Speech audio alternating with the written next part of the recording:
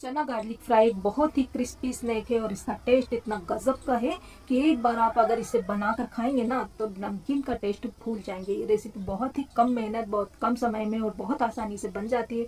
तो आइए चले मिलकर बनाते हैं चना गार्लिक फ्राई रेसिपी। चना गार्लिक फ्राई रेसिपी के लिए यहाँ पर मैं ले रही हूँ 2 कटोरी सफ़ेद भीगे हुए चने, काबुली चने। इन्हें मैंने ओवरनाइट के लिए भिगा दिया था। सबसे पहले चने ले लीजिए, साफ़ कीजिए और अच्छी तरह से वॉश करके रात भर के लिए भिगो दीजिए। फिर इसे हम उबालेंगे तो इसका सुबह में पानी पूरा हटा दें और एक बार इसे धो लें। इसके बाद कुकर में इसे ट्रांसफ़र कर दें और इसमें हम 1.5 कटोरी पानी डालेंगे और साथ ही में इसमें हम नमक डालेंगे स्वाद के अनुसार और कुकर का ढक्कन लगा देंगे और चने को हम 2 से 3 सीटी आने तक उबाल लेंगे। चने को हमें 80% तक उबालना है, ओवर कुक नहीं करना है। तो अपने कुकर के मजाज के हिसाब से इसे उबाल लें, बॉईल कर लें। मकसद इतना है कि इसे हमें 80% तक उबालना है। 2 सीटी आने के बाद कुकर का प्रेशर ऑटोमेटिकली रिलीज हो गया है। इसके ढक्कन को खोलकर चने को हम चेक कर लेते हैं। देखिए आप, ये 80% तक कुक हो गए हैं। बस इतना ही हमें चाहिए और एक एक चना जो है हमारा साबुत है, बिल्कुल भी नहीं टूटा है। इसके बाद एक बाउल पर चलनी रखकर उसमें ये चने डाल दें, जिससे कि इसका जो थोड़ा बहुत पानी बचा है ना, सारा निथर जाएगा। अच्छी तरह से इसका पानी निथारना है।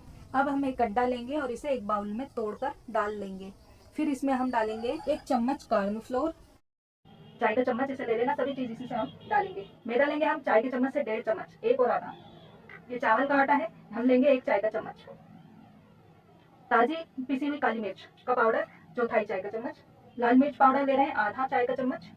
नमक ले रहे हैं स्वाद अनुसार 1 चाय का चम्मच। सोया सॉस, 1 चिली सॉस 1 चाय का चम्मच। और मैं डालूंगी 1 चाय का चम्मच भर तल के गुड़ की चटनी है मेरे पास खट्टी मीठी, ये डाल रही हूँ। आप इसकी जगह पर सेजवान चटनी का इस्तेमाल कर सकते हैं। मैं सेजवान चटनी की बजाय ये चटनी पसंद डालूंगी क्योंकि मेरे घर में ये चटनी बहुत पसंद करते हैं। इन सब चीज़ों को हम अच्छी तरह से अंडे में मिक्स करके फेंट लेंगे। अंडे को 1 चुटकी ड्राई फ्रूट कलर इसमें डालकर मिक्स कर रही हूँ, लाल कलर का।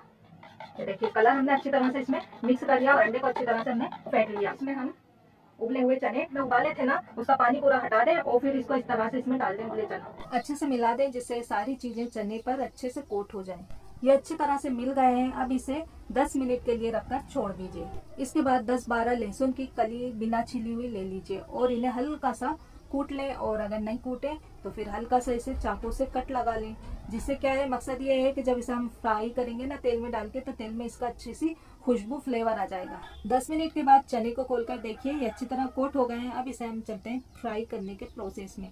तो कढ़ाई में थोड़ा सा तेल डाल करके अच्छा तेज गरम कर लीजिए और फिर इसमें हम एक एक चने इस तरह से डालेंगे बिखरा कर, जिससे कि आपस में चिपकेंगे नहीं और बहुत अच्छी तरह से बिखरे बिखरे खुले खुले से फ्राई होंगे। थोड़ी देर के लिए इसी तरह से फ्राई होने देंगे। फिर चम्मच से इसे अलग पलट करते हुए हम इन्हें क्रिस्पी और कुरकुरा होने तक फ्राई कर लें।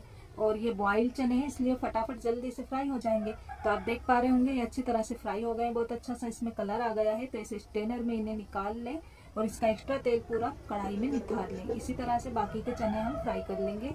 चने तलने से पहले लहसुन की बिना छिली जो कलियां हमने तैयार करके रखी थी ना, इन्हें तेल में डालकर हल्का सुर्ख फ्राई कर लीजिए। अब चने और फ्राई लहसुन दोनों को एक साथ एक प्लेट में डाल करके शाम की चाय के साथ या कोल्ड ड्रिंक के साथ आप इसे सर्व कर सकते हैं।